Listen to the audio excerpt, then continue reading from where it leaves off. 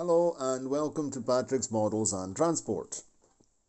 Very short video tonight, and I'm just showing you the result of what I did because I've got the flu, and it's that special version, the special one, the one, that one there. Because my wife started the other day. When was it? Thursday she started with a scratchy throat, and then she was not feeling very well in the evening, and she had temperature overnight, and so in the morning we tickled our noses with one of these things here, but of course not these ones, and then did all the procedure, and hey presto, she had won it, and I hadn't, because I was perfectly okay yesterday. In fact, she stayed at home. I did various things, and I did all the shopping and everything that had to be done, because of course in marriage you share everything. And in fact we've shared it, and I think she probably picked it up. She had to go and do some medical checkups lately, and that was a little souvenir. Anyway, so this morning, yesterday was okay. This morning I woke up with this, feel my throat a wee bit, and as the day wore on, I could feel it a little bit more, and now it's waterworks, nose, etc. So let's hope there's not going to be fun and games with temperature, because usually I operate at a temperature of 35.5 centigrade. So if I go up by 2 degrees, say to 37.5, it's difficult. So anyway, we'll see. I have my good old friend, the thermometer, in my bedside cabinet. Okay, so apart from the update on my but the good news is that my wife, she had temperature yesterday. Today no temperature. She's feeling much better. So it's one of these very high speed things, no? Anyway, we'll see. I had it last October, and it wasn't fun. But it seems to be not such a complicated affair now. Okay, right. Excuse me. I have a tap in place of my nose. Right. So apart from all that, 2 minutes of blah-blahing and coughing in the telephone, that's great. What have I been doing? So I bought, when I was at the model shop, I bought a bottle of blue grey, and I also bought a bottle of white, matte white, because the other white I had was gloss. So Vallejo has made a new version of the brush paints. The bottle is slightly different. I don't know if the composition is different. There's apparently a bit more inside. So here there's 17 ml, and here we have how many? 18 ml. So it's 18 ml per packet, per bottle. So there's an extra ml, so a wee bit more. So now they're selling the old version very discounted. So they're not stocking up an old version anymore. It's no longer in production. So I got one of these at a very good discount. I should have the receipt. Maybe I have the receipt lying around somewhere. I don't remember. Maybe yes, maybe no. Maybe it went in the bin. Maybe it's lying on a chair over there. I don't know. Anyway, so I got this blue grey, matte blue grey, and it was a little bit too dark. So what did I do? I added it, sort of quasi 50-50 mix of blue grey with matte white. In reality, there's a wee bit more blue grey and a wee bit less matte white to get a shade of grey which is as close as possible to the grey, the original Jouef grey plastic. Speaking is not fun, I can assure you. So that's paid to my interpreting service on Monday. I had to go and do an interpreting service on Monday. I won't be going, because even if probably have the temperature tomorrow, On Monday I won't have it, but on Monday I won't be in a condition to speak at an interpreting job with the notary, so my mother will go in my place. Okay, and anyway, so this is the first coat. I didn't bother with applying any primer to this stuff here. These are the two new pieces of styrene. I decided not to repaint the window frames to make this realistic, in the sense that refurbishment work has been carried out on the signal box. I'm talking about a real life scenario, and they've given the new parts fresh paint.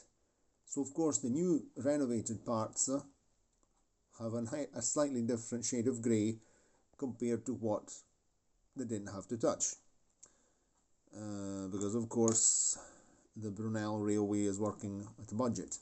They're having to replace all these gutters that they're missing. Even here, the gutters are here, but there aren't any downpipes, so we're going to have to make them as well. And so I did the same job. There was some old ancient brown glue here that wasn't very nice, so I corrected that. I'm thinking maybe once I get the thing assembled, or before assembling, I haven't decided, I'll do a wee test to do some light weathering to the bricks, because after all this is a steam railway, and it would be good to maybe use a very, very watered down matte black to just dirty the wall and to make the brickwork stand out in a sort of grey it. I'll have a look, I'll have a test. Could even do it with a cotton bud, I don't know. Anyway, we'll do a test in a corner, and if I don't like it, I just clean it off. Anyway, what else did I do? When I'd finished with the grey, I'd mixed the grey in there. I had finished with the grey for the moment. I'll give it a second coat tomorrow. I want it to dry properly. I added a spot of matte black to the grey to get a dark grey to paint the stove, because this stove sits in that corner over there, right there.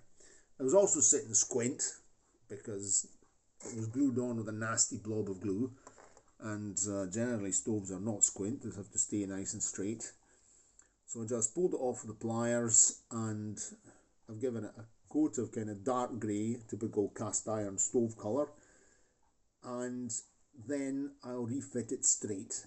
I'll maybe make a wee styrene base or something to make it stand straight, or well, we'll sort it out one way or another. I'm also planning, as I told you in yesterday's video, to paint the benches brown, and also to paint these levers in various colours, and we'll talk about a nice photograph about that, and we'll have a look at things together. Okay then, so what did I do after painting the stove? I used that shade of very dark grey to black out the top, the walls here. So the top part that goes here, the lower part here, there you go as well. Parts where I won't be using paper to not make things too thick. In this case here, even up at the top here, I went with a thin brush. Underneath instead, I'll just glue some black paper to the glazing. That way we can do that. I did the same identical job here as well, you see. But I've gone inside with a brush in the corners to make sure that there's no light seeping out.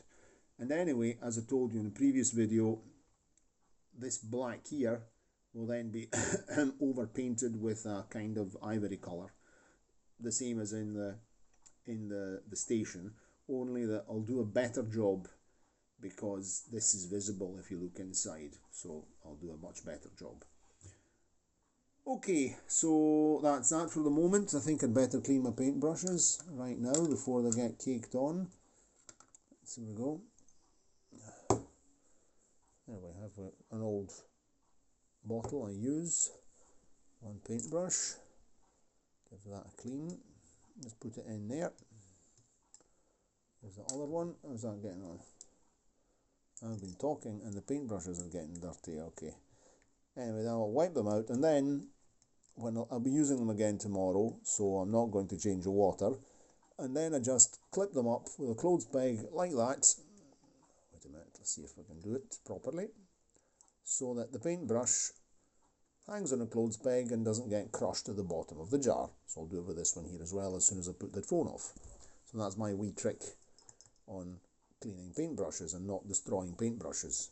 You don't leave them sitting getting crushed at the bottom of the jar. But let me finish cleaning this one here first. That nice and clean, yes. And this way, once I've finished, when I do go and clean my paintbrushes, I throw away the dirty water. Then I use nail varnish remover. Put them in a wee spot of nail varnish remover, just in a wee tiny little bottle cap, and clean them well in there. And then I wash my brushes with warm water and soap, and then I put them to dry. And I've been using the same brushes again and again and again and again, and does an excellent job. So these are good brushes. This is an Amo, which is a good quality brush. There we go, Amo. And this is something I bought on Amazon. These ones here, so decent enough. I bought a whole lot of them for a cheap price. Okay, so having done that, you can no doubt imagine that I've knocked this over a couple of times on the table, this bottle here. Generally it stays over there in the corner, so out of harm's way. But harm's way can be anywhere around here. Okay, very well. So that's enough for the moment. More paint tomorrow, and we're starting to get close to the actual reassembly phase, but first we have to repaint the interior and those levers. There might be, I'll continue with videos these days here, there might be a bit less talking, and I'm planning to get the board out again, and to maybe start running some trains as well, and to paint the scenery on the Chapelon Crosti line. Okay, cheerio, and see you next time. Zoom.